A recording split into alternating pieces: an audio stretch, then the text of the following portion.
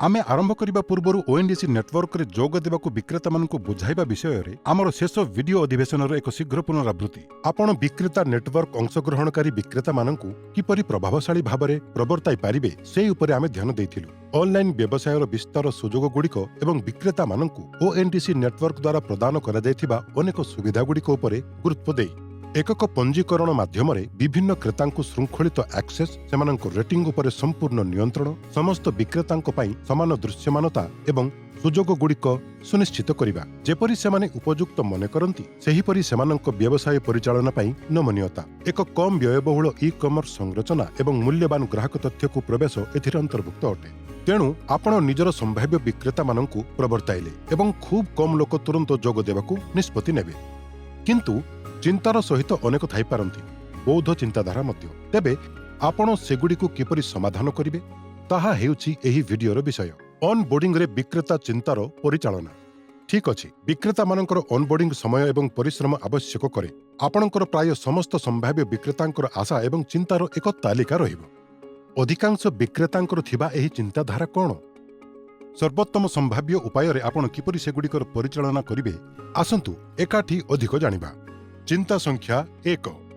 समस्त विक्रेतांकर एक मुख्य चिंता हेउछि ई कॉमर्स प्लाटफॉर्म गुड़िक द्वारा लागू होइथिबा अधिक प्लाटफॉर्म फी जहाँ सेमानंको पई मार्जिन रे एक महत्वपूर्ण क्षति अटे। विक्रेता नेटवर्क अंशग्रहणकारी ओएनडीसी नेटवर्क सुविधा को गुरुत्व देई एही चिंता को दूर करि परिबे।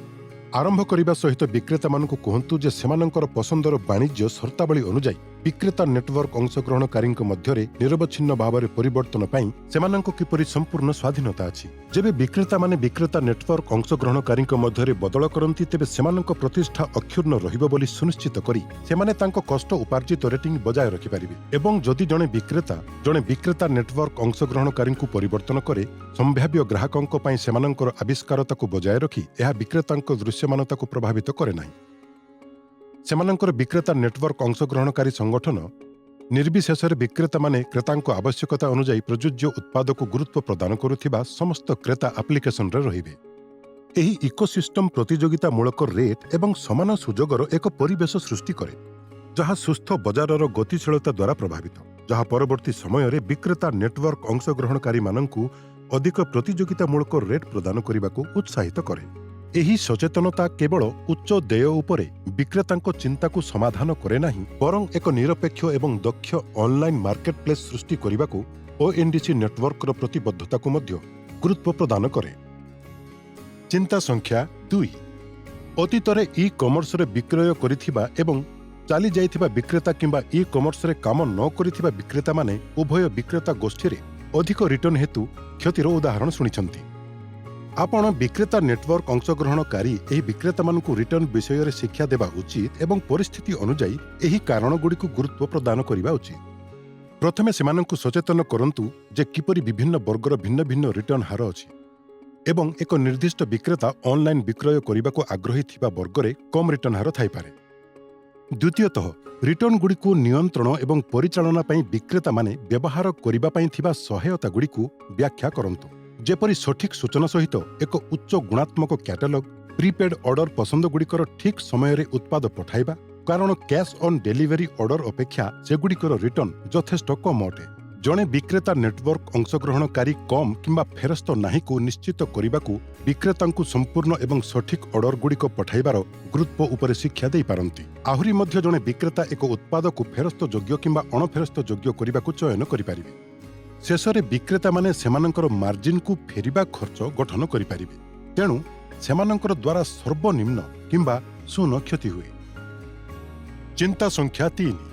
ऑनलाइन बिक्री रे विक्रेता माने मुख्यतः सेमानंकर चलंती पुंजी दीर्घ समय धरी अटकी रहिथिबा विषय रे चिंतित अटंती। विक्रेता नेटवर्क अंशग्रहणकारी माने सेमानंक विक्रेता मानक सहित देय शर्तावली को निर्णय करिबा उचित एवं परे विश्वास गठन करिबा पई विक्रेतांकु ठीक समय रे देय पैठ करिबा निश्चित करिबाकू पड़िबो। विक्रेता नेटवर्क अंशग्रहणकारी एहार देय को विक्रेता देयरु विलोप करिबाकू चाहि पारे। आहुरी मध्य आपण विक्रेतांक सहित अभिनव समाधान ग्रहण करि पारिबे, जेपरिक स्लैब तैयारी करी उच्च निर्भरशील विक्रेतांक पई शीघ्र देय प्रदान रहिछि। आहुरी मध्य जेउ विक्रेतांक पई आशा करा जाउथिबा विक्रय परिणाम लक्ष्य रे शीघ्र पहुंचंती सेमानंक पई शीघ्र देय प्रदान लाभ रहिछि बोली अन्य विक्रेतांकु जणांतु। ପୂର୍ବ ଦେୟଗୁଡ଼ିକ ପାଇଁ ଟିକେ ଅଧିକ ବିକ୍ରେତା ଫିର ଏକ ବିକଳ୍ପ ପ୍ରଦାନ କରନ୍ତୁ। ବାଧ୍ୟତାମୂଳକ ଗୁରୁତର ଗୁଣଗୁଡ଼ିକ ଉପରେ ଅଦ୍ୟତନ ହୋଇଥିବା ଅନ୍ତର୍ନିହିତ ସୂଚନା ପାଇଁ ONDC ୱେବସାଇଟ୍ରେ ଶାସନ ଏବଂ ନୀତି ବିଭାଗ ଭିଜିଟ୍ କରନ୍ତୁ ଏବଂ ଅଧ୍ୟାୟ 3 ପଢ଼ନ୍ତୁ।